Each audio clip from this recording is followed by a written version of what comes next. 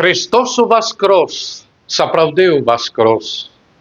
Няхай гэты велікодны вокліч адгукнецца ў сэрцах вашых, шановныя сёстры і браты, бадзёрым рэхам Аллелуя! Христус вінцит, Христус регнат, Христус імперат. Христос перамагае, Христос валадарыць, Христос загадвае.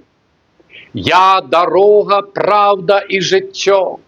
Трывайце ў маёй любові, заклікае Єзус. Дякуем Богу за дар веры, бо сказано, праведный жить будзе верою. Ісус своим воскресением клича нас за собою. Идемте, вядзе праз смерць да жыцця вечнага. Не ідзіце за тымі, якія намагаюцца вас весці толькі да магілы, бо далей самыя паміраюць. Доверьте мне, я перамог гэты свет, святый Збавитель, своим светлым воскресеннем. Езу, доверяю Тебе. Езу, доверяем Тебе наши души, наши семьи, наш народ.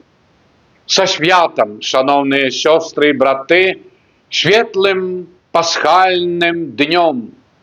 Христос у воскрес, сапраўды у воскрес, Аллилуйя!